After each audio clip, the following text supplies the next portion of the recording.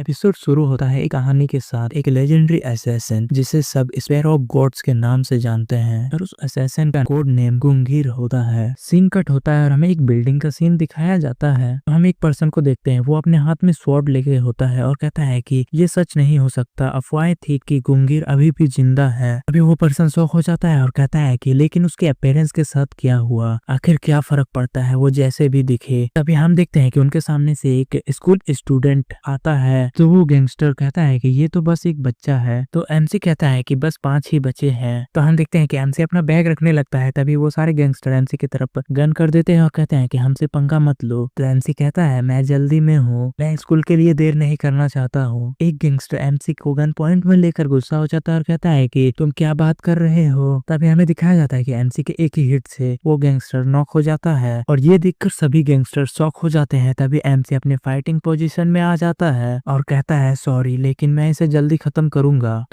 मैं तुम चारों को मार डालूंगा। और फिर हमें दिखाया जाता है कि एमसी बहुत तेजी से और एक बंदे को पंच मार देता है। उसके बाद उसी तरह करके एमसी बहुत स्पीड में उन सभी को नॉक कर देता है। तो वो स्वॉर्ड वाला बंदा अपना स्वॉर्ड निकाल लेता है और कहता है कि इतना फास्ट, और एमसी के ऊपर अटैक करने वाला होता है। लेकिन तभी हम देखते हैं कि एमसी उसके अटैक को डॉज कर लेता है और उस बंदे के पीछे जाकर एमसी उस बंदे को एक पंच मार देता है, जिस वजह से वो बंदा बहुत दूर जाके गिर जाता है। तो वो बंदा कहता है इस स्पीड और स्ट्रेंथ के साथ उससे हम हरा नहीं पाएंगे। फिर हम एमसी को देखते हैं, एमसी अपना यूनिफॉर्म सही करता है और कहता है कि नहीं, अभी मैं अपनी पीसफुल लाइफ का प्रोटेक्शन करूंगा, मैं तो बस एक बच्चा हूँ, हाई स्कूल का स्टूडेंट। फिर हमें फ्लैशबैक को दिखाया जाता है और सीन चेंज होता है। तो हम देखते हैं कि बहुत सारे लोग किसी के ऊपर फायर कर रहे होते हैं। फिर एमसी बताता है एक ऐसा वर्ल्ड जहाँ पे सब क्रम्बलिंग हो रहा था, कमजोर जो ताकतवर से डरते थे। और तभी हम एमसी को देखते हैं कि जो बहुत सारे लोगों को एक साथ मार डालता है। फिर बताया जाता है स्पेरो ऑफ गॉड सबसे स्ट्रॉन्गेस्ट असैसिन। तभी सीन चेंज होता है, हम 2 गार्ड्स को देखते हैं। वो कहता है कि चेयरमैन इधर से चलिए। तो चेयरमैन कहता है क्या यहाँ क्या हो रहा है, मुझे लगा था कि वो सिर्फ 2 होंगे, उन्होंने मेरे सारे बॉडी गार्ड्स को मार डाला। बेकार है, तुम लोग हर कीमत पर मेरी प्रोटेक्शन करो, मैं यहाँ पे नहीं मर सका। अभी वो चेयरमैन के सामने ही एक शूट कर दिया जाता है, जिससे कि वो चेयरमैन और ज्यादा डर जाता है। तो फिर हम देखते हैं कि वहाँ पे एमसी आ जाता है और एमसी कहता है कि क्या बुलेट से तुम इस तरह की कैनन से मुझे हिट करने का प्लान बना रहे थे, तुम्हें वास्तव में उस फायर पावर के बारे में सोचना चाहिए जो तुम अपने गार्ड्स को देते हो। सही कहा ना चेयरमैन अकागी। तो हम चेयरमैन अकागी को देखते हैं, वो बहुत ज्यादा डर जाते हैं और चिल्लाने लगते हैं और अपने 2 गार्ड से कह देते हैं कि मार डालो उसे। तभी वो दोनों गार्ड्स एमसी के ऊपर फायर कर देते हैं। लेकिन हम देखते हैं कि एमसी उन दोनों के बुलेट्स को डॉज कर रहा होता है और तभी एमसी उन दोनों के बुलेट्स को डॉज करते हुए एक गार्ड को मार डालता है और फिर दूसरे गार्ड्स को भी मार डालता है, जिस वजह से वो चेयरमैन बहुत ज्यादा डर जाता है। तो वो चेयरमैन डरते हुए एमसी से कहता है कि ये मत कहना कि तुम ही गंगीर हो। तो एमसी कहता है कि हाँ, ये काफी नेचुरल लग रहा है। चेयरमैन अकागी कहते हैं कि गंगीर यहाँ पर क्यों है, अच्छा इसका मतलब कि मुझे मर जाना चाहिए। एक मिनट गाइस, स्टोरी में आगे बढ़ने से पहले एक चीज, तो इस टाइप का मानवा मैं इस चैनल पे पहली बार एक्सप्लेन कर रहा हूँ, क्योंकि मुझे हमेशा से एक असैसिन मानवा एक्सप्लेन करने का मन था। मैंने बहुत सारे मानवास पहले भी पढ़ रखे हैं, लेकिन वो सब ऑलरेडी एक्सप्लेन होते थे तो मैं एक्सप्लेन नहीं करता था। बट ये वाला सीरीज एकदम नया है, तो मुझे असैसिन मानवा हमेशा से पसंद है, क्योंकि तुम सोच सकते हो कि बिना किसी सुपर पावर और बिना किसी सिस्टम के हमारा एमसी इतना स्ट्रांग होता है। सोचो अभी देखो, ये बुलेट्स को डॉज कर रहा होता है और तुम समझ ही सकते हो कि अंडरवर्ल्ड में एमसी का कितना खौफ है। उसका नाम ही सुनकर चेयरमैन अकागी कह रहा है कि मुझे मरना होगा। तो तुम लोगों को असैसिन मानवा किस तरह लगता है और ये सीरीज आगे जाके किस तरह लगने वाला है, कमेंट में जरूर से बताना। तो चलो वीडियो में आगे बढ़ते हैं। एमसी चेयरमैन अकागी की तरफ जाते हुए कहता है कि कौन जानता है, लेकिन अगर आप इतना गलती नहीं करते तो फिर इनमें से कुछ भी आपके साथ नहीं होता। तो चेयरमैन अकागी एमसी से अपनी जान की भीख मांगने लगते हैं और कहते हैं कि मुझे छोड़ दो, तुम जो कहोगे मैं वही करूंगा। अभी हमें दिखाया जाता है कि चेयरमैन अकागी के पीछे भी एक पर्सन होता है जो चेयरमैन अकागी के हाथ पे शूट कर देता है। तो एमसी शौक होते हुए कहता है हयाते। तभी चेयरमैन अकागी कहते हैं कि ये एक नहीं है। तभी हयाते कहता है मैंने सुना कि आपने हमारे ओल्ड मैन से कुछ ट्रेजर चुरा लिया है, इसी वजह से वो ओल्ड मैन बहुत नाराज हो गया है। तो चेयरमैन अकागी कहते हैं कि तुम इसके बारे में कैसे जानते हो। हयाते कहता है कि मुझे इसके बारे में कुछ नहीं पता। ठीक है गुंगीर, हमें सिर्फ तुम्हें मारने का ऑर्डर दिया गया है। तो गुंगीर कहता है कि हम बस। तभी हम देखते हैं कि हयाते चेयरमैन अकागी के ऊपर शूट कर देता है और कहता है हम बस दिए गए ऑर्डर्स का पालन करते हैं, हम असैसिन्स हैं बस। तभी दिखाया जाता है कि चेयरमैन अकागी का कहानी खत्म हो जाता है। तो हयाते कहता है कि ठीक है, हमने ये कर लिया। फिर हमसे कहता है कि अरे हयाते, तो हयाते कहता है कि कम से कम मुझे बॉस तो होने दो। फिर हयाते उस सूटकेस को उठा लेता है और एमसी से कहता है कि तो फिर फिर चलो। फिर वो दोनों वहाँ से जाने लगते हैं। तभी एमसी चेयरमैन अकागी के फोन पे लगा हुआ वॉलपेपर को देखता है जिसमें कि चेयरमैन अकागी और उसकी ग्रैंड डॉटर होती है। तो एमसी सोच रहा होता है ये आखिरी बार है, मैं आज इस लाइफ से रिटायर हो रहा हूँ। फिर सीन कट होता है, हम एक बिल्डिंग को देखते हैं। वहाँ पे एक लड़की होती है जो कि खाना बना रही होती है और वो कह रही होती है कि एक बार जब ब्रोथ रेडी हो जाएगा तो फिर उसमें बटर डालना है और उसे उबाल देना है, उसके बाद वो रेडी हो जाएगा। ये डिश एमसी का फेवरेट है, लेकिन मुझे आश्चर्य है कि क्या वो इसे पसंद करेगा। हमें एक फोटो को दिखाया जाता है जिसमें कि वो लड़की, एक डॉग और एमसी साथ में होते हैं। तभी वो लड़की कहती है कि एमसी वापस आ गया और फिर सीन कट होता है। कार को देखते हैं जिसमें कि एमसी और हयाते होता है। तभी हयाते कहता है कि वो सिर्फ एक पीस ऑफ केक था और तुम उस मिशन में भी नहीं लग रहे थे, लेकिन ये सोचने के लिए कि तुमने उस चेयरमैन के सारे बॉडीगार्ड्स को अकेले ही मार डाला, वो हमारा टोजी है। और गाइस, एमसी का रियल नेम टोजी होता है। तो एमसी कहता है ऐसा इसलिए है क्योंकि मैंने उस ओल्ड मैन से वादा किया था और उन्होंने मुझसे कहा कि अगर मैं इस जॉब को पूरा कर लूंगा तो फिर वो मुझे रिटायर होने देंगे। फिर एमसी उन बॉडीगार्ड्स को याद करते हुए कहने लगता है कि वो लोग, जब उन्हें एहसास हुआ कि ये मैं हूँ तो फिर वो लोग डरने लगे थे। तो हयाते हंसते हुए कहता है कि ये एक असैसिन के लिए सम्मान की बात है। एक ऑर्गेनाइजेशन जो कि अंडरवर्ल्ड को कंट्रोल करता है के अंदर गुंगीर को हर कोई जानता है और उससे डरता है, लेकिन अब वो अकेले होने वाला है। अब तुम रिटायर हो जाओगे और बस टोजी बन जाओगे। तो एमसी कहता है हाँ, लेकिन मैं इस नौकरी से थक चुका हूँ, मैं बस पूरी तरह से एक नॉर्मल पर्सन बनना चाहता हूँ। तो हयाते हंसते हुए एमसी से कहता है कि इसका मतलब कि अब तुम अंडरवर्ल्ड का कोई भी काम नहीं कर सकते है ना, और ऐसा तब से है जब आप मिराई से मिले थे। तो एमसी स्माइल करता है और कहता है कि मिराई, मैं सोच रहा हूँ कि क्या वो अभी डिनर बना रही होगी। तभी एमसी मिराई के साथ बिताए हुए पलों को याद करने लगता है और तभी मिराई एमसी से कहती है चलो हम तीनों साथ में रहते हैं, मैं, तुम और जॉन्स। तो जॉन्स उसके डॉग का नाम होता है और फिर वो लोग बहुत मस्ती करते हैं। तभी एमसी अपने मिलिट्री वाले दिनों को याद करते हुए कहता है ये समर इससे पहले कभी नहीं आया था मेरे पूरी लाइफ में। और हमें एमसी के फ्लैशबैक में दिखाया जाता है कि एमसी अपने ट्रेनिंग के दौरान कितना ज्यादा स्ट्रगल करता था और उतना स्ट्रगल सहने के बाद एमसी एक असैसिन बनता है। तभी हयाते एमसी से कहता है तुम जानते हो कि हमारे जैसे असैसिन्स के लिए एक नॉर्मल लाइफ, क्या ये पॉसिबल भी है, और खासकर तुम्हारे लिए जो कि मर्डर्स के अलावा और कुछ नहीं जानता है। एमसी रेडी होते हुए कहता है कि आज रात हमारे पास मिराई के द्वारा बनाया गया टेस्टी डिनर होगा जो कि मेरा फेवरेट है। तो हयाते कहता है कि हाँ। तभी एमसी कहता है वो इसीलिए क्योंकि आज मैं मिराई को प्रपोज करने जा रहा हूँ। फिर वापस से हमें मिराई की बिल्डिंग को दिखाया जाता है और फिर सीन चेंज होता है और हमें तीसरे फ्लोर को दिखाया जाता है। एमसी कहता है कि तो चलो ठीक है, आज से मैं अपनी नॉर्मल लाइफ स्टार्ट करूंगा। और फिर एमसी मिराई के गेट को नॉक करने से पहले बहुत ज्यादा नर्वस हो रहा होता है और सोचता है कि ये तो एक मिशन पूरा करने से भी ज्यादा मुश्किल है। फिर एमसी खुद से कहता है कि वैसा ही करना है जैसा कि मैंने प्रैक्टिस किया था, क्या तुम मुझसे शादी करोगी। और तभी एमसी मिराई के गेट को ओपन करता है और बहुत ज्यादा शॉक हो जाता है और कहता है ये तो ब्लड की स्मेल है। फिर एमसी मिराई को याद करते हुए कहता है कि बिल्कुल नहीं। तभी सीन चेंज होता है और हम देखते हैं कि एमसी मिराई के रूम में अपने नाइफ को लेके चला जाता है और फिर एमसी मिराई की बातों को याद करने लगता है जब मिराई कह रही होती है कि चलो हम तीनों साथ में रहते हैं। मिराई एमसी से कहती है कि मैं तुम्हारे काम के बारे में नहीं जानती हूँ, लेकिन मैं बस तुम्हारे साथ खुश रहना चाहती हूँ, इसीलिए हमेशा मेरे साथ रहना। तभी सीन प्रेजेंट में आता है और एमसी कहता है कि अब मुझे आगे जाना होगा, मैं जा रहा हूँ, मेरी इस नई लाइफ की शुरुआत मिराई से करना है। और फिर एमसी जैसे ही मिराई के रूम का गेट खोलता है एमसी बहुत ज्यादा शॉक हो जाता है क्योंकि एमसी देखता है कि एमसी के सामने मिराई और उसकी डॉग की डेड बॉडी होती है और ये देखकर तो एमसी एकदम ही टूट जाता है। एमसी अपने नाइफ को फेंक देता है और मिराई के पास जाता है और कहता है कि मिराई क्यों, ऐसा कैसे हो सकता है। फिर एमसी कहता है क्यों, तुमने मिराई को क्यों मार डाला हयाते।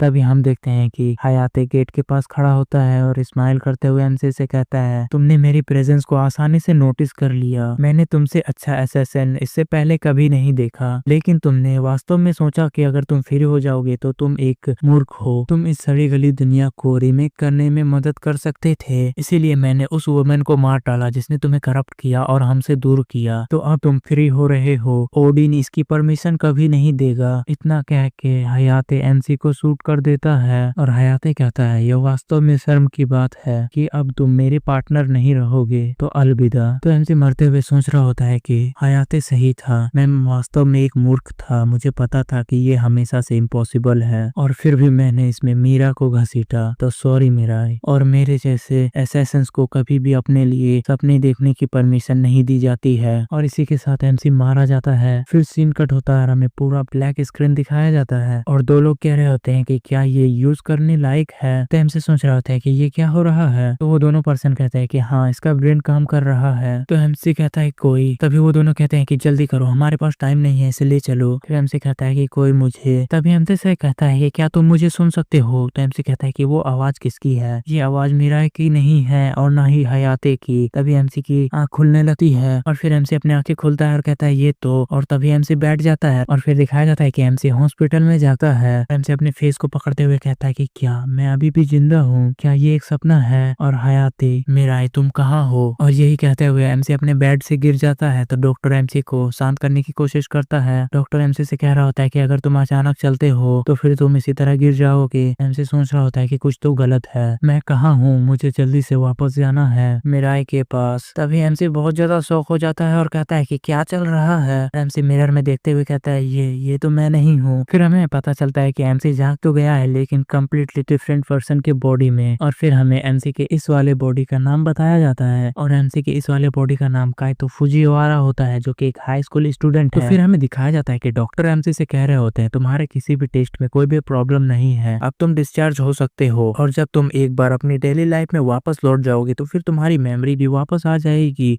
तो हमें इससे पता चलता है कि एमसी का मेमोरी लॉस हो चुका है क्योंकि काइतो फुजिवारा की बॉडी में अब एमसी आ चुका है, जिस वजह से काइतो फुजिवारा का सारा मेमोरी लॉस हो गया है। तो डॉक्टर कहते हैं कि कल तुम्हें डिस्चार्ज कर दिया जाएगा और एमसी अपने पास्ट को याद करते हुए कह रहा होता है वो दिन जब मैंने एक असैसिन के लाइफ को छोड़ दिया था और सारी चीजों से डिसअपियर हो गया था। मेरी एकमात्र फ्रेंड हयाते ने मेरे दिल में गोली मार दी थी और जब मैं जागा तब मैं एक डिफरेंट पर्सन बन चुका था जिसका नाम काइतो फुजिवारा है। और बहुत कुछ ऐसा है जो मुझे समझ में नहीं आता है, लेकिन हॉस्पिटल में रहते हुए मुझे जो इन्फॉर्मेशन मिली है उसके अकॉर्डिंग कुछ ऐसे बातें हैं जो मैंने समझ ली है। 2 महीने पहले इस बॉडी के ओनर यानी काइतो फुजिवारा वो अपने हाई स्कूल से घर वापस जा रहा था जब वो एक हिट एंड रन केस का शिकार बन गया। उसके बाद उसका क्रेनियोटॉमी ऑपरेशन किया गया और 1 महीने तक अनकॉन्शियस रहने के बाद मैं उठा। फिर एमसी सोचने लगता है कि मुझे चिंता है कि जो क्रेनियोटॉमी ऑपरेशन करने वाला डॉक्टर था वो पहले ही इस हॉस्पिटल को छोड़ चुका है। ये थोड़ा अजीब सोच है, लेकिन जब मैं अनकॉन्शियस हो रहा था तब मैंने जो आवाज सुनी थी कि इसका दिमाग सही है, तो अगर वो सच है तो इसका मतलब ये है कि इस बॉडी में अब मेरा दिमाग है। मीराई और मेरी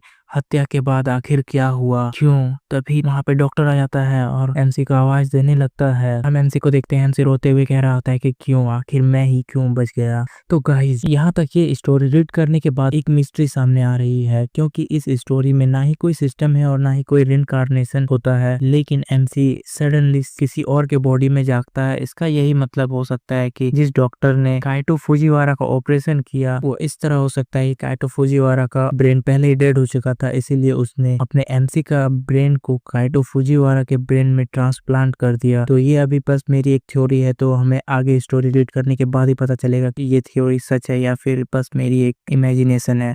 और तुम लोगों को क्या लगता है ये कमेंट में बता देना। तो चलो वीडियो में आगे बढ़ते हैं। तो फिर सीन चेंज होता है और हम देखते हैं कि एमसी अपने हॉस्पिटल वाले रूम से बाहर आ रहा होता है और बाहर में एमसी की मॉम और उसके फादर एमसी का वेट कर रहे होते हैं। हम एमसी की मॉम को देखते हैं, एमसी की मॉम रोने लगती है और कहती है कि मैं बहुत खुश हूँ, ये सोचना कि तुम फिर से अपने नॉर्मल लाइफ में वापस आ सकते हो ये सचमुच में एक सपने जैसा है। एमसी के फादर भी रोते हुए कह रहे होते हैं कि हाँ ये सही कह रही है, जब हमने पहली बार तुम्हारा एक्सीडेंट के बारे में सुना तो फिर हम बहुत ज्यादा डर गए थे, तो चलो हम घर वापस चलते हैं। एमसी के फादर का नाम तारो फुजिवारा है और एमसी का फादर एक मांगा आर्टिस्ट है। तो एमसी की मॉम रोते हुए कह रही होती है कि क्या वो सचमुच में वापस से पहले जैसा ठीक हो जाएगा, क्योंकि उसकी याददाश्त वापस आने से पहले ही उसे डिस्चार्ज कर दिया गया है। तो एमसी के फादर कहते हैं कि डॉक्टर ने तो कहा ही था कि जब एमसी अपनी नॉर्मल लाइफ में वापस आ जाएगा तो फिर उसकी याददाश्त भी अपने आप ही वापस आ जाएगी। तो एमसी के फादर एमसी से पूछते हैं ये तुम्हारे लिए भी बेहतर है ना। और हम एमसी को देखते हैं, एमसी अभी भी सोच रहा होता है कि अभी तक किसी को भी जरा सा भी शक नहीं है कि मैं काइतो फुजिवारा नहीं हूँ, और अगर इन सब चीजों में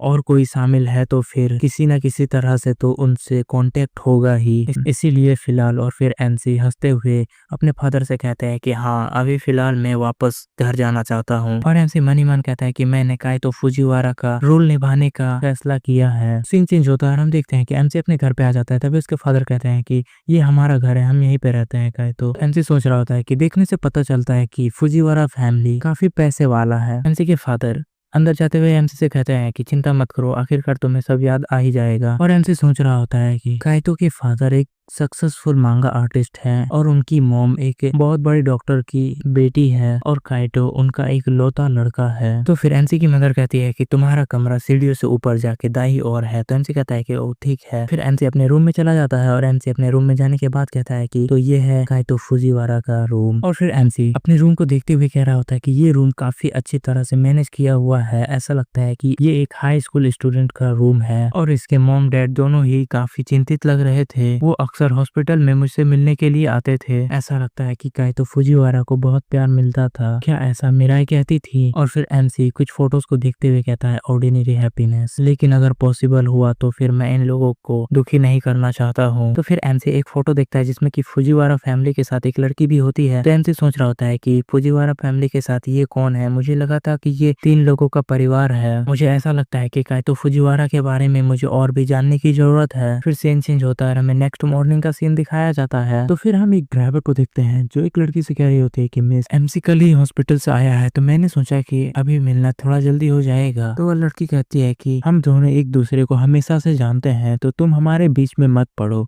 और ये लड़की वही लड़की होती है जिसे कि एमसी थोड़ी देर पहले अपने साथ फोटो में देख रहा होता है। तो एमसी के फादर भी उसे आते हुए देख लेते हैं। तो वो कहते हैं कि हाँ तुमने सही कहा, यूजुहा, और उस लड़की का नाम यूजुहा है। तो यूजुहा एमसी के फादर से कहता है कि कैसे हैं आप? मैंने सुना कि कल ही एमसी हॉस्पिटल से डिस्चार्ज हुआ है। तो हम देखते हैं कि एमसी भी वहाँ पे आ जाता है और यूजुहा से कहता है कि तुम तो वही हो जिसे कि मैंने उस फोटो में देखा था। तो यूजुहा एमसी के पास आ जाती है और कहती है कि थैंक यू, तुम ठीक हो, मुझे तुम्हारी बहुत ज्यादा चिंता हो रही थी। तो एमसी की मॉम हंसते हुए कहती है कि तुम दोनों पहले की तरह ही क्लोज हो। तो एमसी सोच रहा होता है कि ये क्लोजनेस और मॉम डैड की ऐसे इंप्रेशन ऐसे लग रहे हैं कि ये लड़की काइटो फुजीवारा की बचपन की फ्रेंड है। तो यूजुहा एमसी से कहती है कि आप तुम बिल्कुल ठीक हो चुके हो, तो फिर चलो मेरी कार से आज स्कूल चलते हैं। तो एमसी कहता है कि एक लिमो स्पोर्ट्स, मतलब कि ये लड़की फुजीवारा फैमिली से भी ज्यादा अमीर है। और तभी हम देखते हैं कि यूजुहा एमसी को कार में बैठाने लगती है। तो एमसी के फादर कहते हैं कि एमसी अभी भी, तो यूजुहा कहती है मैं उसका ख्याल रखूंगी। तो फिर यूजुहा जाते हुए एमसी के फादर से कहती है कि तो फिर चलो एमसी का वापस से ठीक होने का सेलिब्रेशन पार्टी रखते हैं, तो आप जल्दी से अपने मानवा स्क्रिप्ट को पूरा कर लीजिए। तो एमसी की मॉम भी एमसी के फादर से कहते हैं कि अब मुझे भी काम में जाना चाहिए। और फिर सीन चेंज होता है और हमें एमसी के स्कूल को दिखाया जाता है। तो हम एक पर्सन को देखते हैं और वो लड़का कह रहा होता है कि तुम मेरी बात को सुनो, ये फाइनली आज रात को हो रहा है। हम उसके 2 साथियों को देखते हैं। वो कहता है कि क्या तुम सीरियस हो? यूजुहा एक बहुत बड़े कॉर्पोरेशन की प्रेसिडेंट की बेटी है। तो हम उस पर्सन को देखते हैं। वो कहता है कि तुम कमीने, मुझे ये मत बताओ कि अब तुम डरने लगे हो। तो उसका साथी डरते हुए कहता है कि नहीं, ऐसी बात नहीं है, लेकिन अगर हम पकड़े गए तो उनका लीडर कहता है कि जबकि हमने पैसे ले लिए हैं तो फिर अब पीछे हटने का कोई भी रास्ता नहीं है, क्योंकि वो लोग इसी तरह के हैं। फिर वो लोग देखते हैं कि स्कूल के गेट के पास एक कार आके खड़ी होती है। तो उनका लीडर कहता है कि देखो क्या वो यूजुहा का कार नहीं है। तो वो लोग देखते हैं कि यूजुहा के साथ एमसी भी बाहर आता है। तो वो सभी सोचते हैं कि एमसी कौन है। तो एक लड़का तेत्सुआ से कहता है कि और गाइस पीले बालों वाला लड़का का नाम तेत्सुआ है। तो तेत्सुआ से कहता है वो यूजुहा का बचपन का दोस्त है, उसका नाम कायातो फुजीवारा है और वो एक एक्सीडेंट की वजह से घायल हो गया था, जिस वजह से वो कुछ महीनों से स्कूल नहीं आ पा रहा था। तेत्सुआ को देखते हैं जो स्मेल करने लगता है और कहता है कि फुजीवारा है। और फिर हमें दिखाया जाता है कि यूजुहा एमसी के स्कूल में छोड़ने के बाद कहती है कि तो फिर ठीक है, हम स्कूल के बाद मिलते हैं। यूजुहा वहां से जाने लगती है। तो एमसी सोच रहा होता है कि ये एक बहुत अच्छी ख्याल रखने वाली बचपन की दोस्त है और मुझे आश्चर्य है कि क्या बड़ी बहन का होना इसी तरह होता है। तो फिर एमसी भी अपने क्लास में चला जाता है और अपने क्लास में जाकर सोच रहा होता है तो ये एक क्लास है, तो क्या ये मेरी लाइफ का पहला बार है जब मैं एक नॉर्मल क्लासरूम में आया हूँ। तो फिर एमसी एक पर्सन से जाके पूछता है कि मेरा सीट कहाँ है। तो वो लड़का भी खुश हो जाता है और कहता है कि फुजीवारा तुम हॉस्पिटल से बाहर आ गए। और तभी वो लड़का बहुत ज्यादा डर जाता है और हमें दिखाया जाता है कि फुजीवारा के पीछे तेत्सुआ आ जाता है और एमसी से कहता है कि यहाँ पे तुम्हारे लिए कोई सीट नहीं है। तो एमसी तेत्सुआ से पूछता है कि तो फिर मेरी सीट कहाँ है। तो तेत्सुआ एमसी से कहता है कि तुम हमारे साथ चलो। और फिर नेक्स्ट सीन में हमें दिखाया जाता है कि तेत्सुआ और उसके साथी फुजीवारा को टेरिस के ऊपर ले चलते हैं। तो एमसी सोच रहा होता है कि हम तो बाहर आ गए हैं, क्या मेरी डेस्क बाहर में है। और फिर एमसी सोचने लगता है और कहता है कि वो लोग पूरे समय स्माइल करते रहे तो मुझे लगा कि वो सिर्फ अच्छे लोग हैं जो कि मेरी सीट ढूंढने में मदद कर रही है। क्या ऐसा हो सकता है कि वो लोग एमसी की क्लास एनिमी है। तो फिर एमसी तेत्सुआ के एक साथी से पूछता है कि मेरा सीट कहाँ है। वो तेत्सुआ से कहता है कि तेत्सुआ ये लड़का बहुत ज्यादा डर चुका है और अपने दिमाग को खो चुका है। और फिर तेत्सुआ एमसी से कहता है कि फिलहाल अगर तुम अपने घुटनों पर बैठकर अपनी जान की भीख मांगोगे तो हम सिर्फ 2-3 किक करके तुम्हें छोड़ देंगे। ये मेरे यूजुहा के करीब आने का सजा होगा तुम्हारे लिए। तो एमसी कहता है मेरी यूजुहा। तो तेत्सुया कहता है कि हाँ तुमने सही सुना, अगर तुम इसे समझ गए तो फिर इसके बाद कभी भी यूजुहा के करीब मत जाना, और अगर कभी तुम यूजुहा के करीब गए तो फिर मैं तुम्हें और यूजुहा दोनों को मार डालूंगा। तो एमसी कहता है कि मैं देख रहा हूँ, आखिरकार तुम मेरे एनिमी हो तो माफ करना, लेकिन मैं इस बॉडी के साथ किसी को भी चोट नहीं पहुंचाना चाहता हूँ। एमसी तेत्सुया से कहता है कि अगर तुम वादा करते हो कि तुम मुझे और यूजिओहा को कभी हाथ नहीं लगाओगे तो फिर ये शांतिपूर्वक सुलझाया जा सकता है। तो हम देखते हैं कि वो तीनों ही गुस्सा हो जाते हैं और तेत्सुया का साथी कहता है कि क्या तुम मुझे नीची नजर से देख रहे हो,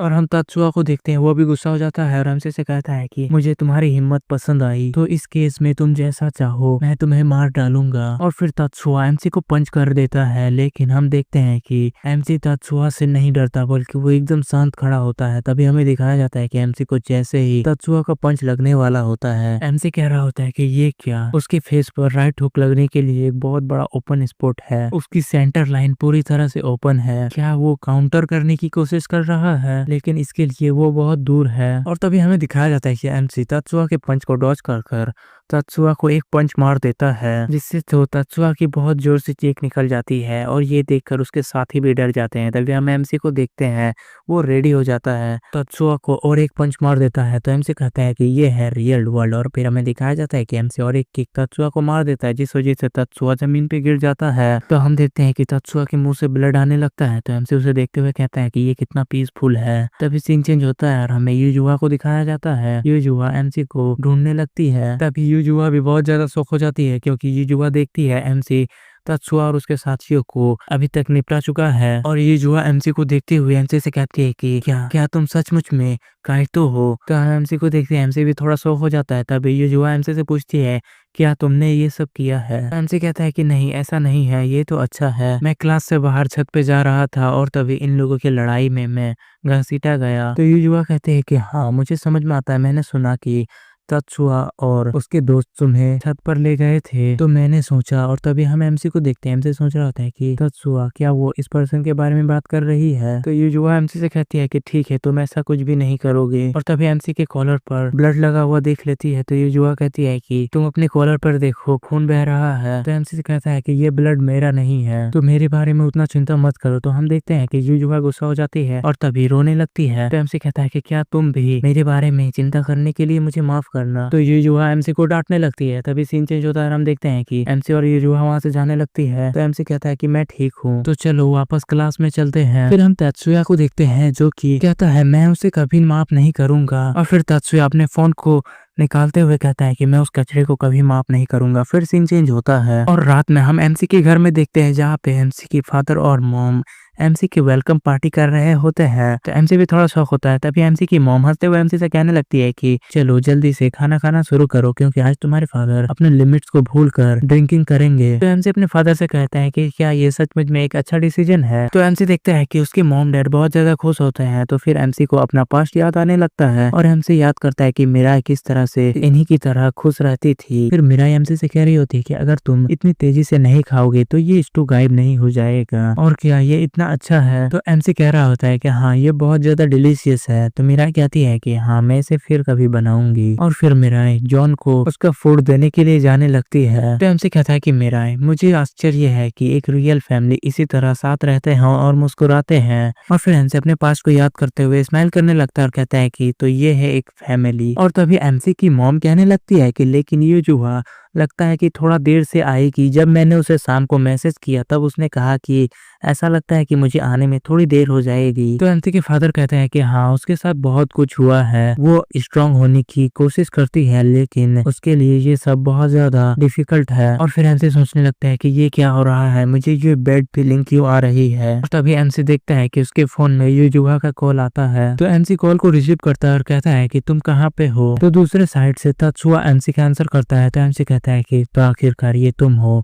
तभी हम तात्सुया को देखते हैं तो तात्सुया स्माइल करते हुए एमसी से कहता है कि हाँ तुम बहुत जल्दी समझ जाते हो, तो फिर तुम अकेले उस प्लेस पर आ जाओ जो मैं तुम्हें बता रहा हूँ, और अगर तुम यहाँ पे आने के लिए मना कर दोगे या किसी को बताओगे तो तुम्हें पता है कि क्या होने वाला है। तुम्हारी बचपन की फ्रेंड, और तभी हमें यूजुहा को दिखाया जाता है। तात्सुया और उसके साथियों ने यूजुहा को किडनैप करके रखा है और यूजुहा एमसी से यहाँ पे आने के लिए मना कर रही होती है। एमसी सोच रहा होता है कि ये तो यूजुहा की आवाज है, वो पकड़ी गई। और तभी फोन के दूसरी तरफ से आवाज आ रहा होता है कि बेवकूफ, मैंने कहा था कि उसका मुंह बंद करके रखो। तो एमसी कहता है कि ठीक है, मैं समझ गया, मुझे कहाँ जाना है। तो तात्सुया कहता है कि अच्छी बात है, मैं सिर्फ एक बार कहूंगा तो फिर ध्यान से सुनो, तुम्हें फैक्ट्री में आना है। तो एमसी के फादर एमसी से पूछ रहे थे कि क्या ये यूजुहा का कॉल था। एमसी कहता है कि नहीं, ये किसी और फ्रेंड का था और वो लोग वास्तव में मुझे हॉस्पिटल से बाहर आने की खुशी में एक प्रेजेंट देना चाहते हैं। तो मैं जा रहा हूँ, मैं थोड़ी देर में वापस आ जाऊंगा। तो एमसी के फादर कहते हैं कि अभी? तो एमसी कहता है कि हाँ, ये जल्दी ही हो जाएगा, तो फिर मेरा इंतजार कीजिएगा। और फिर सीन चेंज होता है, हमें टोक्यो में कहीं पे एक अबैंडन्ड फैक्ट्री को दिखाया जाता है और उस फैक्ट्री में हम तात्सुया और उसके सारे साथियों को देखते हैं जो कि एमसी से फाइट करने के लिए तैयार बैठे होते हैं।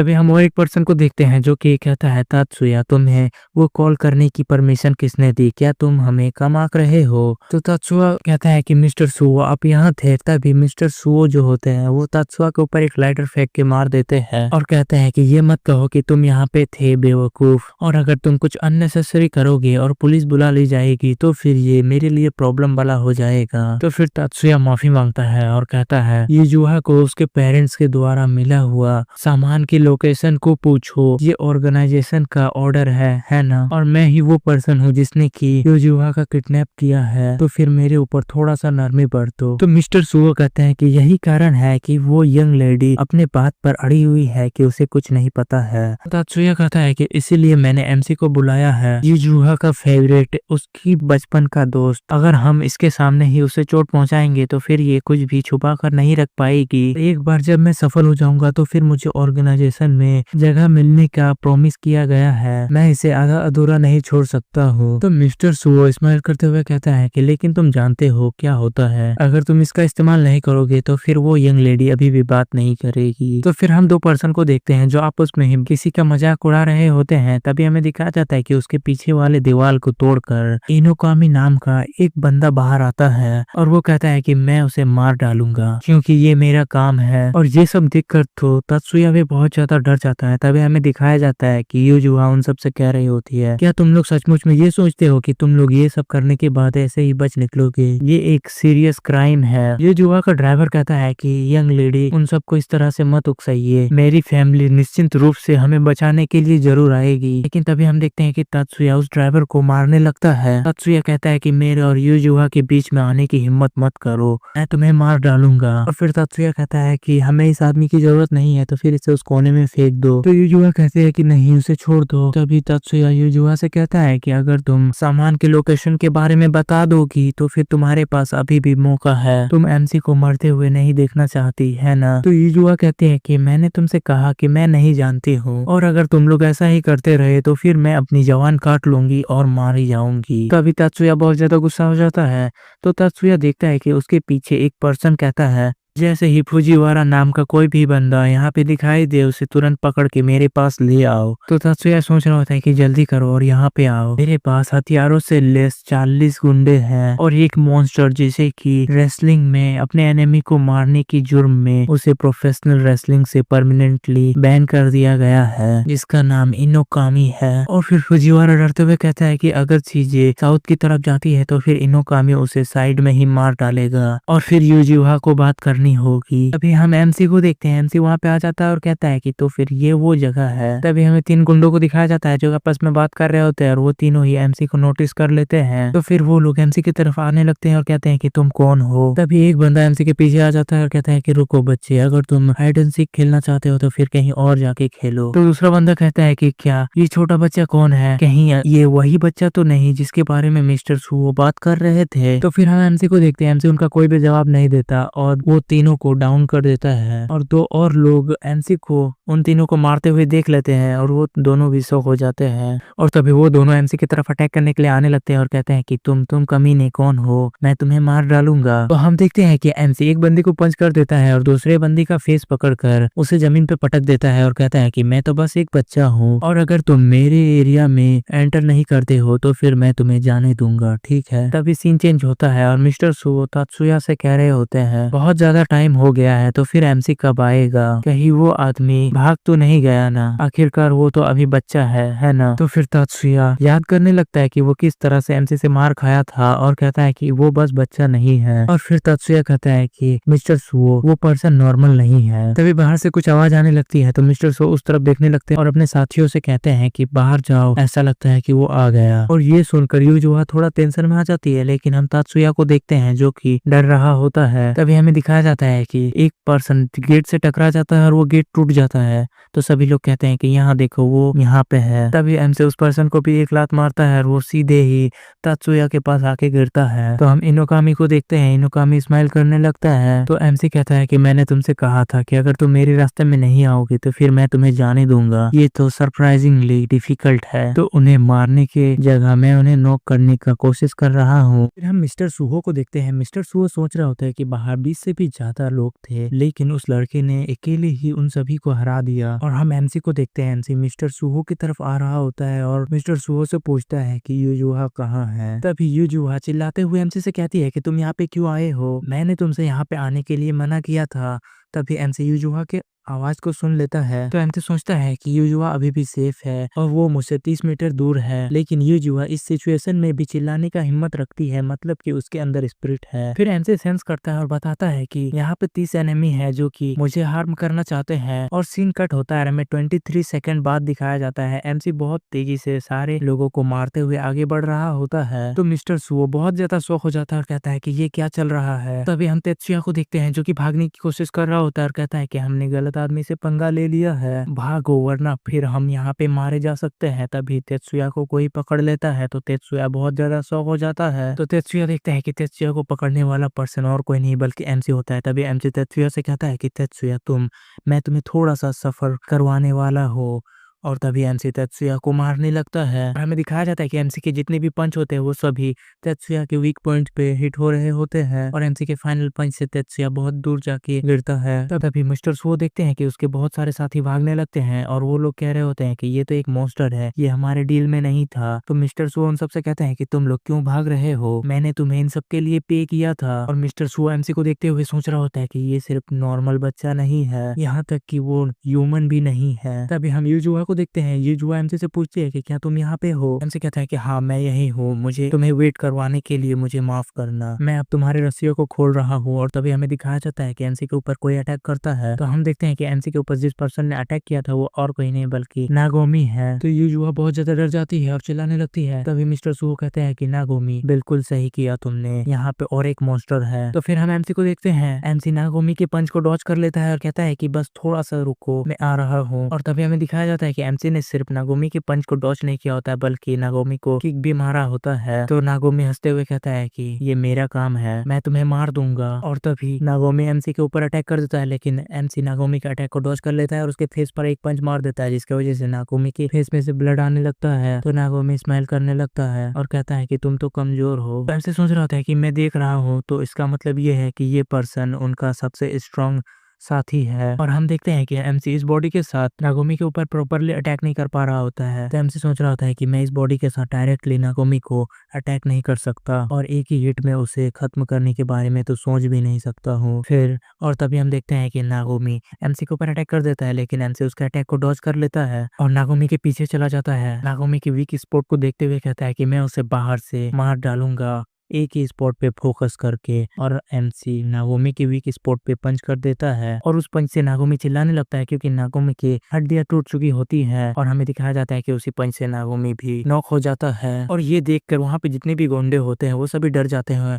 और एमसी उनको जैसे ही देखता है वो सभी गुंडे वहाँ से भागने लगते हैं। तो एमसी सोच रहा होता है कि अभी भी 6 बचे हुए हैं, लेकिन तभी एमसी देखता है कि वो सभी वहाँ से भाग गए होते हैं। तो एमसी कहता है कि वो सभी वहाँ से भाग गए, मुझे उनका पीछे तो करना चाहिए लेकिन अभी ये प्रायोरिटी रहती है है। और तभी दिखाया जाता है कि एमसी ये जुहा को फ्री कर देता है और ये जुहा से कहता है कि धीरे धीरे अपने आंखों को खोलो। तो ये जुहा जैसे ही अपनी आंखों को खोलती है, देखती है कि एमसी उसके सामने खड़ा होता है और एमसी अपना फुल स्टूडेंट मोड में आ गया होता है। और ये जुहा से कहता है कि ये जुहा तुम ठीक हो, ये देखकर मुझे बहुत खुशी हुई। हर कोई जो अभी भी चल सकता था वो बच गया, यहाँ तक कि तेत्सुआ को भी उन मामूली चोटों के साथ बहुत जल्द जाग जाना चाहिए। और हमें दिखाया जाता है कि ये जुहा एमसी के इन बातों को सुनकर थोड़ा डर रही होती है। तभी एमसी कहता है वो कांप रही है, इसमें कोई भी सरप्राइज होने वाली बात नहीं है क्योंकि एक नॉर्मल हाई स्कूल की लड़की ये सब में फंस चुकी है। तो ये जुहा एमसी को अपने पास खींच लेती है और चिल्लाते हुए कहती है कि बिल्कुल नहीं, ये ठीक नहीं है। और चिल्लाते हुए एमसी से कहने लगती है कि तुमने पुलिस को फोन क्यों नहीं किया, और मुझे नहीं पता कि तुमने इसे किस तरह से डील किया, लेकिन ये बहुत ही डेंजरस है और अगर मेरी वजह से तुम्हें कुछ हो जाता है तो फिर मैं तुम्हारे मॉम डैड को क्या कहूंगी। तो एमसी सॉरी कहता है। तो ये जुहा खुद को बचाने के लिए एमसी को थैंक यू कहती है और कहती है कि प्लीज मुझे परेशान मत करो। और ये जुहा की बातों को सुनकर एमसी अपने पास्ट को याद करने लगता है कि मेरा किस तरह एमसी से कह रही होती है कि अगर तुम्हें तुम्हारे जॉब से लौटने में लेट होगा तो फिर मुझे टेक्स्ट कर देना, क्योंकि मुझे हमेशा चिंता होती है कि एक दिन तुम मुझे छोड़ते चले जाओगे। फिर एमसी स्माइल करता है और ये जुहा से कहता है कि चिंता मत करो, आज के बाद कभी भी तुम्हें मेरे बारे में चिंता करने की जरूरत नहीं पड़ेगी। तभी एमसी देखता है कि कवाई को होश आ जाता है और गाइस कवाई ये जुहा का ड्राइवर का नाम है। तो एमसी स्माइल करते हुए कहता है कि कवाई को होश आ चुका है, ऐसा लगता है कि किसी ने तो पुलिस को बुलाया होगा, तो चलो बाकी उन पर छोड़ देते हैं, तो हमारे घर जाने का समय हो गया है। और तभी सीन चेंज होता है, हम मिस्टर सुओ को देखते हैं जो किसी से कॉल पे कह रहा होता है कि मैं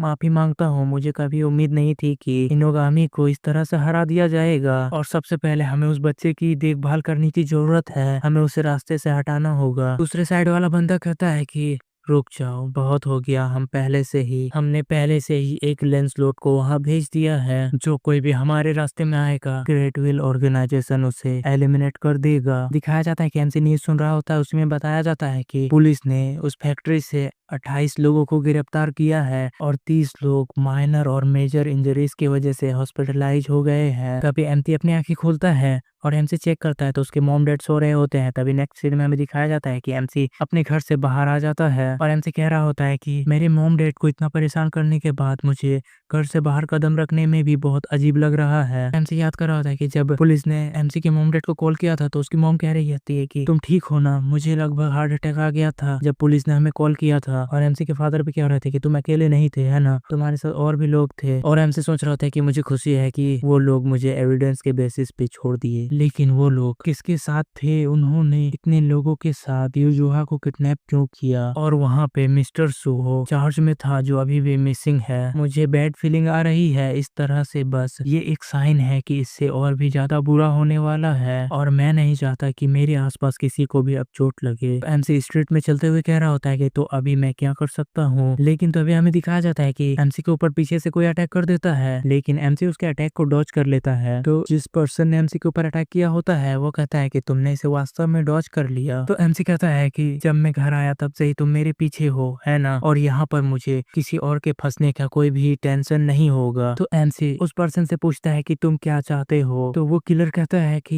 ये थोड़ा अजीब है, जब मैं तुम्हारे कमरे में था तब भी तुमने मुझे नोटिस कर लिया था। तो एमसी कहता है कि मेरे इंस्टिंक्ट्स बहुत अच्छे हैं। तो वो किलर स्माइल करते हुए कहता है कि ये बुरा नहीं है, अफवाहों की माने तो तुम सचमुच में कोई ऑर्डिनरी बच्चे नहीं हो। तो वो जैसे ही एमसी के सामने आता है, एमसी कहता है कि एक साइलेंट स्टेप जिसका कोई भी निशान नहीं है और तुम्हारे अंदर से ब्लड की स्मेल आ रही है, तुम उन फैक्ट्री के लोगों से बिल्कुल ही डिफरेंट ट्रेन हो, इसका मतलब ये है कि तुम कोई नॉर्मल सोसाइटी से नहीं हो। तो एमसी उस किलर से पूछता है कि तुम मुझे क्यों देख रहे थे। तो वो किलर एमसी से कहता है कि तुम सचमुच में इंटरेस्टिंग हो, तुम जिस तरह से बात कर रहे हो लग रहा है कि तुम भी अंडरवर्ल्ड से हो। तो एमसी कहता है कि मैं बस एक रेगुलर हाई स्कूल स्टूडेंट हूँ। तो वो किलर कहता है कि ठीक है, मुझे तुम्हारे साथ थोड़ी देर और बात करने में अच्छा लगेगा, लेकिन हम पहले ही बहुत ज्यादा समय वेस्ट कर चुके हैं, तो चलो स्टार्ट करते हैं। और वो किलर अपने नाइफ को निकाल लेता है। तो एमसी अपने पास्ट को याद करते हुए कहता है कि मेरे स्ट्रेंथ मुझे अलर्ट होने के लिए कह रही है। तभी वो किलर एमसी से कहता है कि तुम यहाँ पे मारे जाओगे। हमें उस किलर के बारे में बताया जाता है, इसका नाम सेंजू है और ये भी ग्रेट विल से है और इसका लेंस नंबर 67 है। तो एमसी रेडी हो जाता है और कहता है कि इसका मतलब ये मेरी तरह ही है, ग्रेट विल ऑर्गेनाइजेशन का एक मेंबर। फिर सीन चेंज होता है और हम एक बिल्डिंग को देखते हैं। तो एक पर्सन कह रहा होता है कि हमने उसे किडनैप कर लिया था, फिर भी उस ट्रेजर का लोकेशन पता नहीं कर पाए। तो दूसरा पर्सन कहता है कि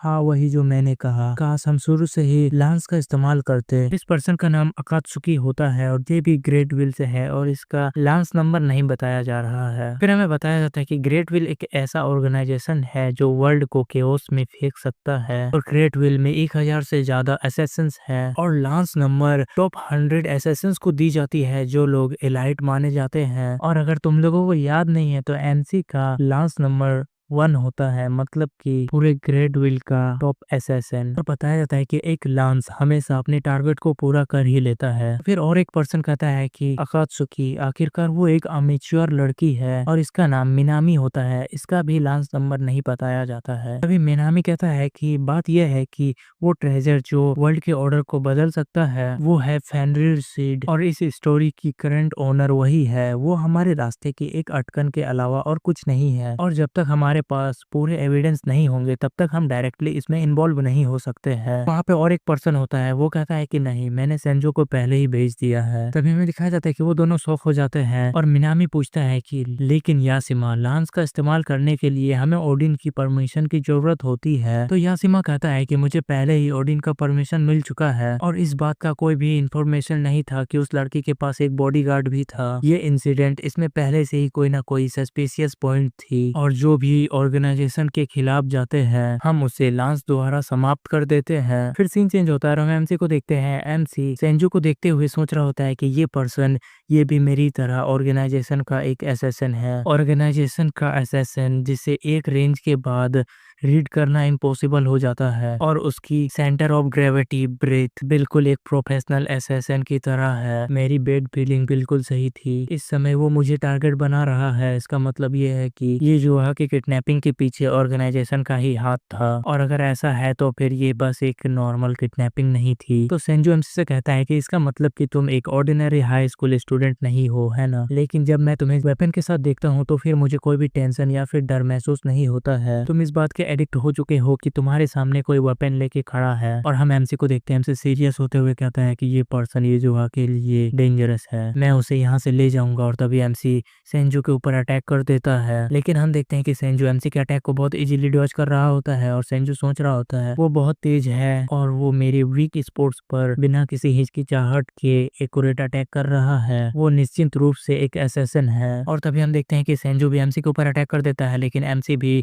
सेंजू के अटैक को इजीली डॉज कर लेता है और पीछे हट जाता है। और एमसी कहता है कि अच्छा ऐसा है, इसका मतलब कि उसके लंबे पार्ट्स देखने में ही नहीं बल्कि वो मुड़ते भी ज्यादा है और फ्लेक्सिबल भी ज्यादा है, रेंज में एडवांटेज उसी का है। तभी सेंजू एमसी से कहता है कि तुमने इसे भी डॉज कर लिया, ये बुरा नहीं है। तो सेंजू कहता है कि ठीक है, फिर चलो इस टाइम मैं तुम्हारे पास आऊंगा। और सेंजू एमसी की तरफ अटैक करने के लिए चला जाता है और सेंजू लगातार एमसी के ऊपर अटैक कर रहा होता है, लेकिन हम देखते हैं एमसी सेंजू के सारे अटैक्स को डॉज कर लेता है और सेंजू फिर भी एमसी के ऊपर अटैक करता रहता है, लेकिन एमसी उसके हर अटैक को डॉज कर रहा होता है और सोचता है कि मेरी स्पीड उससे कम है, उसे बस थकाने का एक ही तरीका है। फिर एमसी उस पूरे एरिया को एनालाइज करता है और अभी भी सेंजू एमसी के ऊपर अटैक कर रहा होता है। एमसी सेंजू के अटैक को डॉज कर रहा होता है। अभी सेंजू नोटिस करता है कि एमसी का पैर अब रुक चुका है, तो सेंजू कहता है कि उसके पैर अब रुक चुके हैं, ये अच्छी बात है। और तभी सेंजू अटैक करता है और सेंजू का नाइफ एक पोल के आर पार हो जाता है। तभी सेंजू देखता है कि एमसी सेंजू के अटैक से बच जाता है और सेंजू बहुत ज्यादा शॉक हो जाता है क्योंकि पोल पे सिर्फ एमसी का कपड़ा होता है। और तभी एमसी बहुत ही स्पीड से सेंजू के ऊपर अटैक कर देता है, लेकिन तभी एमसी भी शॉक हो जाता है और कहता है कि वो बच गया। और फिर सेंजू भी एमसी के ऊपर अटैक कर देता है, लेकिन तभी एमसी सेंजू से दूर हट जाता है। तभी हमें दिखाया जाता है कि सेंजू के अटैक से एमसी के चेस्ट में लग जाता है, तो एमसी कहता है कि ये पर्सन, ये मेरे सोच से अधिक सक्षम है, लेकिन वो इससे चूक गया, ये इस बॉडी की लिमिट्स है। और तभी सेंजू एमसी से कहता है कि तुम मुझे लुभाने के लिए किनारे होने का नाटक कर रहे थे, तुम वास्तव में कौन हो? तुम्हारे मूवमेंट्स और अटैक करने के तरीके टॉप प्रोफेशनल्स की तरह है, लेकिन फिर भी बहुत कमजोर, किलिंग इंटेंट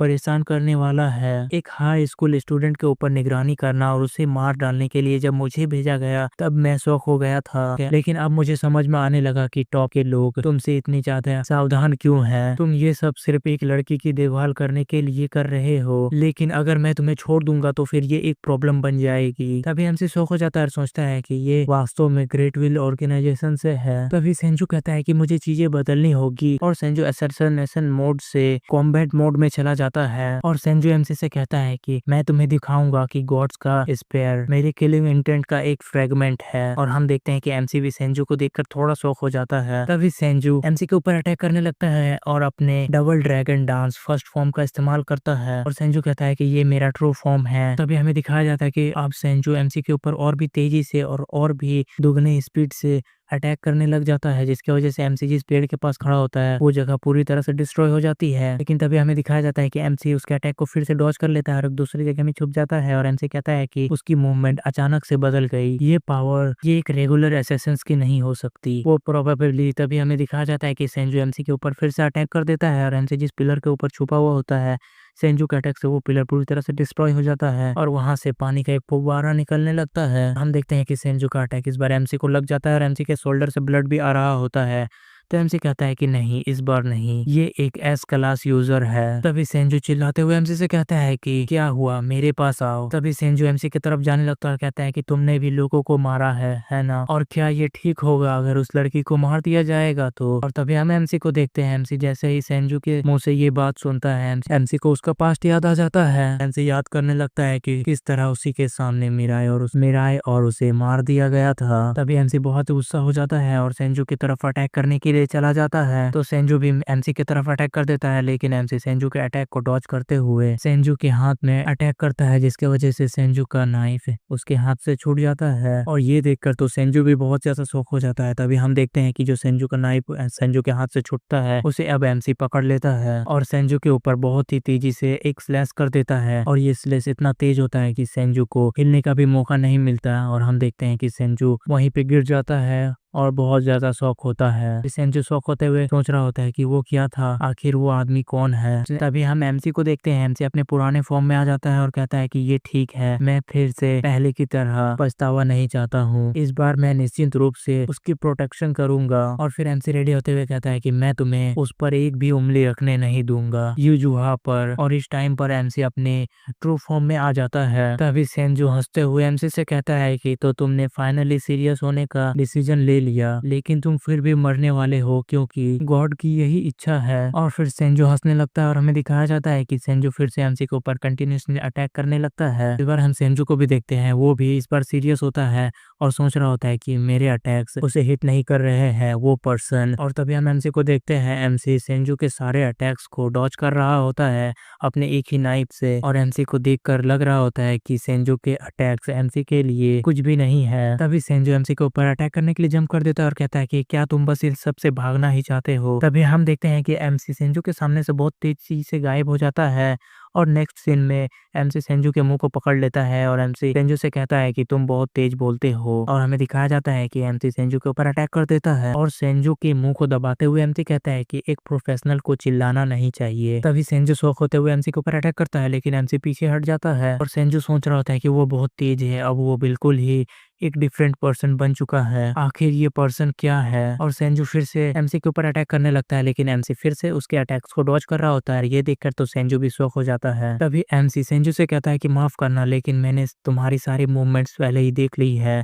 और तभी सेंजू देखता है कि उसके पूरे हाथ में कट लग जाता है और अब वो नाइफ को भी उस हाथ से होल्ड नहीं कर पा रहा था। तभी एमसी सेंजू की तरफ अटैक करने के लिए जाने लगता है और कहता है कि ये है। और एमसी को अपनी तरफ आता हुआ देख के सेंजू इस बार डर जाता है और उसे रोकने की कोशिश करने लगता है, लेकिन हमें दिखाया जाता है कि एमसी नहीं रुकता और सेंजू के दूसरे हाथ को भी बुरी तरह से घायल कर देता है। तभी एमसी बहुत ही गुस्से में सेंजू के ऊपर अटैक करके चला जाता है और कहता है कि ये है तुम्हारा अंत। तभी सेंजू बहुत ज्यादा शौक हो जाता है और कहता है कि ये नाइट वर्क तो उसकी इस तरह की इनक्रेडिबल स्पीड, मेरी आंख भी उसे नहीं देख पा रही है। और इस तरह के फ्लरी अटैक्स, ये तो बिल्कुल उसी तरह है 12 डिवाइन स्पेयर में से एक गुंगीर। और तभी नेक्स्ट सीन में हमें दिखाया जाता है कि एमसी सेंजू के ऊपर अटैक कर देता है और इस बार एमसी सेंजू को पूरी तरह से घायल कर देता है। तभी सेंजू चिल्लाते हुए कहता है कि मैं नहीं हूँ, मैं उसके मैच का नहीं हूँ। तभी हम देखते हैं कि सेंजू गिर जाता है और कहता है कि मैं कभी नहीं था। तो वीडियो में आगे बढ़ने से पहले गाइस फाइनली एमसी का अंडरवर्ल्ड में वापस से कमबैक हो चुका है, तो इसीलिए सब लोग कमेंट्स बॉक्स में कमबैक लिख दो। तभी हम सेंजू को देखते हैं, वो अभी भी शॉक में होता है और कहता है कि मैं अब अपने हाथों में कोई भी ताकत नहीं जुटा सकता हूँ, उसने मेरे हाथों के हर एक नस को काट दिया है। तभी एमसी सेंजू से कहता है कि मैंने तुम्हारे पैरों को छोड़ दिया है, तुम अभी भी इधर उधर जा सकते हो, लेकिन तुम अब कभी भी किसी को नहीं मार पाओगे। सेंजू एमसी से कहता है कि तुमको ऐसा क्यों करना होगा, तो एमसी कहता है कि हमारे जैसे लोगों के लिए कोई भी फ्यूचर नहीं है, अगर तुम कुछ खोते हो तो तुम वही खोओगे जो तुम्हारे लिए बहुत ज्यादा प्रीसियस है। मेरे पास तुम्हारे लिए 2 क्वेश्चन है, और अगर तुम मेरे एक भी सवाल का जवाब नहीं देते हो तो फिर तुम अपना दूसरा पैर भी खो दोगे, और अगर तुम दोनों ही क्वेश्चन का आंसर नहीं कर पाओगे तो फिर तुम्हें अपने लाइफ से हाथ धोना होगा। तो बताओ तुम्हें ऑर्डर किसने दिया था, तुम युजुआ को क्यों टारगेट बना रहे हो। तो हम सेंजू को देखते हैं, वो हंसने लगता है और एमसी से कहता है कि क्या इसीलिए तुम मुझे जिंदा रख रहे हो, तुम सचमुच में मुझे कम आंक रहे हो। मैं इसका जवाब कभी भी नहीं दूंगा, भले ही तुम मुझे मार डालो। मैं अपने गॉड पर विश्वास करता हूँ, मैं उसे कभी भी धोखा नहीं दूंगा। तो एमसी कहता है कि गॉड, इसका मतलब कि तुम वास्तव में इसका हिस्सा हो। तभी एमसी को पुलिस की सायरन सुनाई देती है, तो एमसी शॉक हो जाता है और सोच रहा होता है कि पुलिस, क्या उसकी चीख ने पुलिस को यहाँ पर अट्रैक्ट किया। तभी एमसी थोड़ा सा डिस्ट्रैक्ट हो जाता है, जिस वजह से सेंजू वहाँ से भाग जाता है और एमसी से कहता है कि ऐसा लगता है कि हमारा समय खत्म हो गया, मैं अभी भी चल सकता हूँ, यहाँ तक कि एक पैर से भी, और बेहतर होगा कि तुम भी यहाँ से चले जाओ, तुम एक ऑर्डिनरी हाई स्कूल स्टूडेंट बनना चाहते हो, है ना। तभी एमसी शॉक हो जाता है और एमसी कहता है कि वो अकेलापन भरा होगा, तो जी वापस आ रहा है, लेकिन अगर वो अपनी जॉब को छोड़ दे तो क्या वो नॉर्मल हो सकता है। और एमसी अपने पास्ट को याद कर रहा होता है, जिसमें कि हयाते एमसी से कह रहा होता है कि तुम सिर्फ एक एसेसिन की लाइफ को जीना जानते हो। तभी सीन प्रेजेंट पे आता है और एमसी कहता है कि मैं एक नॉर्मल हाई स्कूल स्टूडेंट हूँ। सीन कट होता है और हम पहले वाले बिल्डिंग को ही देखते हैं। यासीमा एक बंदे से पूछ रहा होता है कि क्या तुम सेंजू तक पहुंचे, तो वो पर्सन कहता है कि हाँ मैं पहुंच गया था, लेकिन सेंजू लांस के रूप में अपने काम को पूरा नहीं कर पाया, और इस बंदी का नाम इजोमू होता है। तो अकात्सुकी खुश होते हुए कहता है, सोचो उसने स्पेयर भी डाउन कर दिया, ये तो कमाल की बात है। मैं आश्चर्य में हूँ कि आखिर वो कौन सा पर्सन है। तो यासीमा चलो अगली बार हम अपनी पूरी ताकत लगाते हैं, मैं बहुत ज्यादा एक्साइटेड हूँ। तो इजुमू कहता है कि अकात्सुकी कभी नहीं बदल सकता, फिर भी वो निश्चित रूप से इंटरेस्टिंग ओपोनेंट है। और सेंजो के बेहोश होने से ठीक पहले उसने अपने एनिमी के नाइफ वर्क के बारे में बताया। उसका नाइफ वर्क बिल्कुल ही कुंगीर की तरह था, और ये सुनकर मिनामी और यासीमा दोनों ही शॉक हो जाते हैं। तो अकात्सुकी कहता है कि ये तो और भी ज्यादा इंटरेस्टिंग होते जा रहा है, तुम्हें नहीं लगता इजुमू? और क्या तुम ये कह रहे हो कि वो पर्सन वर्ल्ड के सबसे स्ट्रॉन्गेस्ट नाइफ यूजर में से एक है? तो इजुमू कहता है कि मैं इस बात से असहमत हूँ, आखिरकार तुमने तो गुंगीर का सामना किया ही है। तो मिनामी कहता है कि बस करो, अब बहुत हो गया। अभी अकात्सुकी कहता है कि लेकिन ये तो इम्पॉसिबल है, ऐसा कोई रास्ता नहीं है कि गुंगीर की तरह और कोई दूसरा पर्सन भी इस वर्ल्ड में एग्जिस्ट करता है। मिनामी कहता है कि लेकिन फिर भी इसमें कोई शक नहीं है कि उस लड़की का कार्ड बहुत अच्छा है। ऑर्गेनाइजेशन का प्लान एक ही रात में 2 बार फेल हो गया है, और हमने एक लेंस को भी खो दिया। अब हम इसे अनदेखा नहीं कर सकते। यासिमा सोच रहा होता है कि मैंने कभी नहीं सोचा था कि मरा हुआ गुंगीर का नाम वापस से आ जाएगा। और काइतो फुजिवारा आखिर वो कौन है? तभी सीन कट होता है, हम एमसी को देखते हैं। एमसी अपने सारे ब्लड से लगे हुए कपड़ों को एक प्लास्टिक में डाल देता है, और एमसी अपने आप को मिरर में देखते हुए कह रहा होता है कि एक normal high school student काइतो Fujiwara, आखिर मैं कौन हूँ? और जब तक युजुहा को ऑर्गेनाइजेशन वाले टारगेट बना रहे हैं तब तक मैं इसे अनदेखा नहीं कर सकता। इसके अलावा शायद वो लोग एक लांस को हराने के लिए अपने और साथियों को मेरे पीछे जरूर भेजेंगे, और मैं इस कमजोर हालत में उन सबसे फाइट नहीं कर सकता। मुझे और स्ट्रांग होने की जरूरत है, और ये पीसफुल लाइफ मेरे सामने है ताकि मैं इसे इस बार ना खो। सीन कट होता है, हम अकात्सुकी को देखते हैं। अकात्सुकी कहता है कि तो ठीक है, क्यों ना इस बार मैं जाऊं। यासिमा कहता है कि क्या? तभी जो कहता है कि क्या तुम्हारे लिए ये जरूरी है कात्सुकी? और हो भी सकता है, क्योंकि तुम इस सिचुएशन को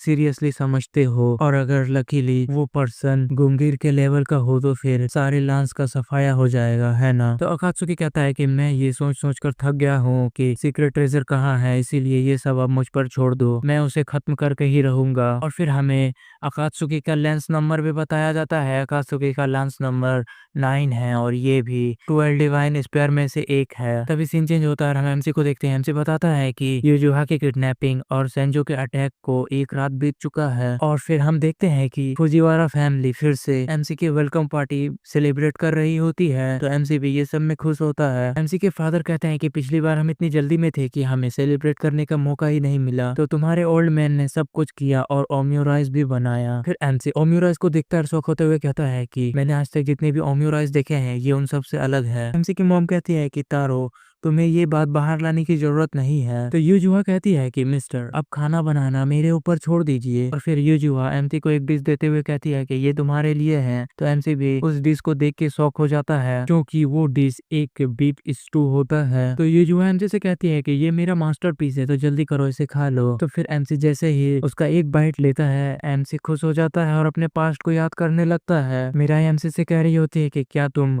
आजकल देर तक काम कर रहे हो। तो एमसी कहता है कि नहीं, मैं आज रात डिनर तक वापस आ जाऊंगा, मुझे बस किसी से मिलना है और उससे सामान लेना है। मीरा कहती है कि अच्छा, तो आज रात हम तुम्हारा फेवरेट बीफ स्टू खाएंगे। तो एमसी भी खुश हो जाता है और कहता है कि हाँ बिल्कुल, क्योंकि मीराय का बीफ स्टू सबसे अच्छा होता है। और फिर एमसी जाने लगता है तभी कहता है कि मीराय आज रात जैसे ही मैं घर आऊंगा मुझे तुमसे एक बहुत ही इंपॉर्टेंट बात करनी है, लेकिन अभी मुझे बाहर जाना है। तो मीराय स्माइल करते हुए कहती है कि ठीक है, बाद में मिलते हैं। और एमसी सोच रहा होता है कि वो मीराय को बताएगा कि मीराय आज मैं अपने एसेसन लाइफ से रिटायर हो रहा हूँ, अब से मैं तुम्हारे साथ रहूंगा। और तभी सीन प्रेजेंट में आता है और हम देखते हैं कि एमसी जैसे ही एक बाइट लेता है एमसी इमोशनल होने लगता है। तभी यूजुआ एमसी से कहती है कि क्या हुआ, क्या ये अच्छा नहीं है। तभी एमसी थोड़ा सा हड़बड़ा जाता है और कहता है कि नहीं, ये बहुत डिलीशियस है। तो यूजुआ भी खुश हो जाती है और कहती है कि अच्छा, लेकिन ऐसे मुझे मत डराया करो। तो फिर काइतो की मदर कहती है कि तुम्हें बहुत ज्यादा भूख लगी है, इसीलिए इसमें बहुत सारे इंग्रेडिएंट्स मिले हुए हैं, तो अच्छे से खाओ। तो यूजुआ कहती है कि हाँ मैं मदद करूंगी। तो एमसी के फादर कहते हैं कि यूजुआ अगर तुमने इसे स्टू नहीं दिया होता तो मेरा ओमनी राइस भी डिलीशियस होता। तो एमसी की मदर कहती है कि मैं तुम्हें अगली बार इसे बनाना सिखाऊंगी। तभी एमसी अपनी फैमिली को देखते हुए कहता है कि सब लोग आप सबको थैंक यू। तभी सीन चेंज होता है। यूजुआ एमसी से कहती है कि तुम्हें मुझे घर तक पैदल ले जाने की जरूरत नहीं थी। तो एमसी कहता है कि हाल ही में ये बहुत खतरनाक हो गया है, क्या तब से कुछ तुम्हारे साथ अजीब हुआ है। तो यूजुआ कहती है कि नहीं, हालांकि पुलिस ने मेरे घर के आसपास के जगहों को सिक्योर कर लिया है। एमसी कहता है कि क्या कवाई तुम्हें लेने नहीं आ रहा है। यूजुआ स्माइल करते हुए कहती है कि मैंने उसे कहा कि तुम मुझे बिल्कुल भी लेने मत आना, क्योंकि कवाई हमारे आसपास रहता है तो वो इतना शोर मचाता है कि मैं आराम भी नहीं कर पाती हूँ। तो हम कवाई को देखते हैं, कवाई कह रहा होता है कि ये खतरनाक होगा मिस, मैं आपके साथ चलूंगा। एमसी कहता है कि ऐसा इसलिए है क्योंकि वो तुम्हारे बारे में चिंता करता है। तो यूजुआ कहती है कि फिर भी आज बहुत मजा आया, मुझे यूं दिल खोल के हंसे हुए बहुत समय हो गया था। जब से मेरे फादर की मौत हुई है मैं बहुत ज्यादा निराश हो गई थी। तभी एमसी कहता है कि तुम्हारे फादर। तो यूजुआ कहती है कि मुझे माफ करना, लेकिन मैं तुम्हारी परेशानियों को और नहीं बढ़ाना चाहती थी। तुम्हारे भूलने वाली बीमारी के साथ 2 महीना पहले,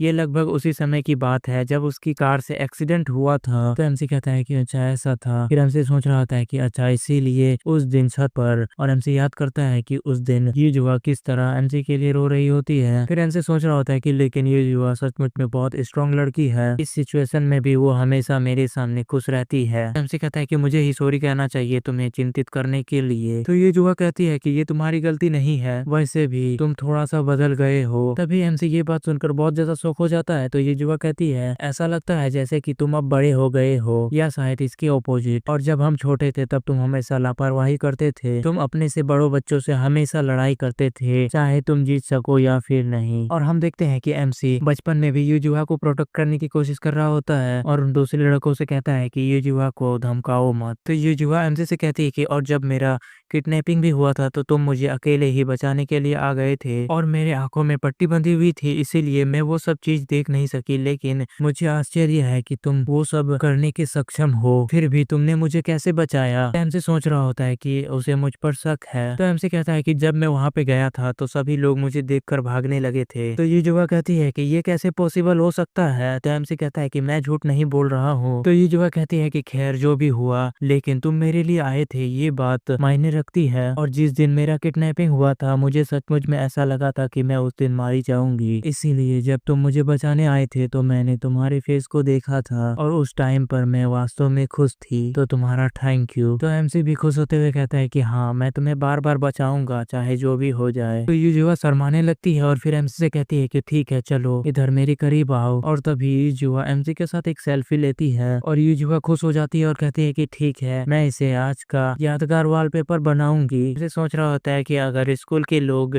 ये वॉलपेपर देखेंगे तो फिर तरह तरह के बात बनाने लगेंगे। तभी युजुहा कहती है कि मुझे लगता है कि ये आगे बढ़ने का एक अच्छा तरीका है। तुम्हें मेरे लिए इतना चिंतित देखकर, वो भी तुम्हारे इतने भयानक दुर्घटना के बाद भी, इससे मुझे एहसास हुआ कि मुझे भी आगे बढ़ना होगा। मैं अपने फादर को कभी नहीं भूलूंगी, लेकिन मैं जानती हूँ कि मैं हमेशा के लिए एक जगह पे नहीं रुक सकती। तो एमसी भी खुश हो जाता है और कहता है कि युजुहा वो भी बिल्कुल मेरी ही तरह है। एमसी सोच रहा होता है कि अब मुझे पता है कि मैं इस लड़की की प्रोटेक्शन क्यों करना चाहता हूँ और मैं ये बात अपने दिल से कह रहा हूँ। और तभी युजुहा अपने फोन की वॉलपेपर चेंज करने लगती है और कहती है कि ये वॉलपेपर मेरे फोन में काफी समय से है। तभी हम देखते हैं कि एमसी युजुहा का वॉलपेपर देख लेता है और बहुत ज्यादा शौक हो जाता है। तो युजुहा कहती है कि सब कुछ के लिए थैंक यू फादर। और ये सुनकर तो एमसी और भी ज्यादा शौक हो जाता है। तो एमसी युजुहा से कहता है कि वो पर्सन क्या वो तुम्हारे फादर है? तो युजुहा कहती है कि तुम्हें तो सचमुच में भूलने की बीमारी हो गई है। मेरे फादर हमेशा तुम्हारे लिए बहुत अच्छे थे और इस वर्ल्ड में बहुत सारे लोगों के पास उनके बारे में कहने के लिए बुरी बातें थी, लेकिन वो हमेशा मेरे प्रति बहुत ज्यादा दयालु थे और मैं उनसे बहुत ज्यादा प्यार करती थी। तभी हमें युजुहा का वॉलपेपर दिखाया जाता है और युजुहा के फादर और कोई नहीं बल्कि चेयरमैन अकागी थे। तो एमसी सोच रहा होता है कि मैं जानता हूँ, मैं ये वॉलपेपर पहले भी देख चुका हूँ जब मैंने अपना आखिरी मिशन पूरा किया था जिसने युजुहा के फादर को मार डाला। वो और कोई नहीं बल्कि मैं था। तभी युजुहा एमसी से कहती है कि ठीक है, ये सेट हो गया, लेकिन तुम्हें क्या हुआ? तुम अचानक से चुप हो गए, तुम अजीब व्यवहार कर रहे हो। और फिर हमें युजुहा का पूरा नाम बताया जाता है। युजुहा का पूरा नाम युजुहा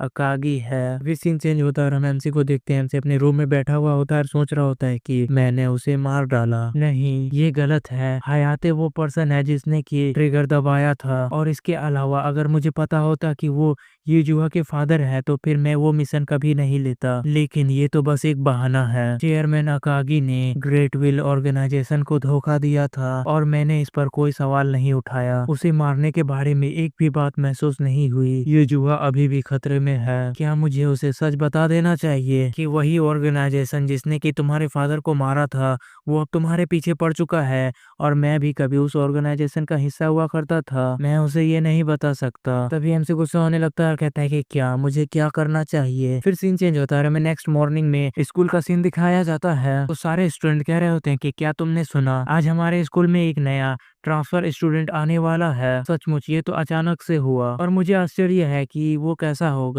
मैं आशा करता हूँ कि वो स्टूडेंट एक हॉट लड़की होगी। और हमसे सोच रहा होता है कि मैं वास्तव में युजुहा को नहीं बता सकता। बस एक लांस को हराकर ऑर्गेनाइजेशन को रोकना पॉसिबल नहीं है। उसके पीछे आने से केवल एकमात्र एक चीज है जो मैं कर सकता हूँ, वो है। तभी उनके क्लास में टीचर आ जाती है और उनसे कहती है सभी लोग अपनी सीट पर बैठ जाओ। ये अचानक से हुआ, लेकिन आज हमारे पास एक नया ट्रांसफर स्टूडेंट है। तो स्टूडेंट कह रहे होते हैं कि हाँ, मैं तो उसका इंतजार कर रहा था, क्या वो एक हॉट पर्सन है? फिर वो ट्रांसफर स्टूडेंट कहता है कि टीचर क्या मैं अंदर आ सकता हूँ? और उसकी आवाज को सुनकर एमसी थोड़ा शौक होता है और कहता है कि ये आवाज तो नहीं, ऐसा नहीं हो सकता। तभी हमें बाकी स्टूडेंट्स को दिखाया जाता है। वो उस नए स्टूडेंट को देखकर खुश हो रहे होते हैं, लेकिन एमसी उस नए स्टूडेंट को देखकर शौक हो जाता है। फिर हमें उस स्टूडेंट को दिखाया जाता है। वो और कोई नहीं बल्कि अकात्सुकी होता है। और अकात्सुकी कहता है कि मैं आज तुम सबके साथ जुड़कर बहुत खुश हूँ, तुम सबसे मिलकर अच्छा लगा। तभी एमसी शौक होते हुए सोच रहा होता है कि अकात्सुकी वो स्कूल में क्यों है। तभी एमसी याद करता है कि सेंजू ने उससे कहा था मैं ये कभी नहीं करूंगा, मैं जिस गॉड पे ऊपर बिलीव करता हूँ मैं उसे कभी धोखा नहीं दूंगा। तो एमसी सोच रहा होता है कि इससे ये कंफर्म होती है युजुहा के पीछे ऑर्गेनाइजेशन ही लगी है, लेकिन मुझे यकीन नहीं हो रहा है कि वे लोग 12 डिवाइन स्फीयर में से एक अकात्सुकी को यहाँ भेज देंगे। तभी अकात्सुकी एमसी को देखते हुए सोच रहा होता है कि मैं तुम्हें देख सकता हूँ, मैं तुम सभी से दोस्ती करने की पूरी कोशिश करूंगा। और हम एमसी को देखते हैं, एमसी अभी भी शौक में होता है। तो गाइस, हमारा आज का एपिसोड यहीं तक था। तो आई होप तुम लोगों को ये सीरीज पसंद आई होगी। तो अगर तुम लोगों को ये सीरीज पसंद आई है तो फिर सब लोग वीडियो को लाइक कर दो, और अगर तुम लोग चाहते हो कि मैं इस सीरीज को कंटिन्यू करूँ तो फिर कमेंट कर देना। तो मिलते हैं नेक्स्ट एपिसोड में। और हाँ गाइस, मैं अब बहुत सारे न्यू मानवा को भी एक्सप्लेन कर रहा हूँ, तो अगर तुम लोगों को कोई भी मानवा ज्यादा पसंद आता है तो फिर कमेंट कर देना। जिस भी वीडियो में मैं अच्छा खासा रिस्पॉन्स देखूंगा उस मानवा का नेक्स्ट पार्ट आ जाएगा। तो मिलते हैं नेक्स्ट वीडियो में, तब तक के लिए बाय।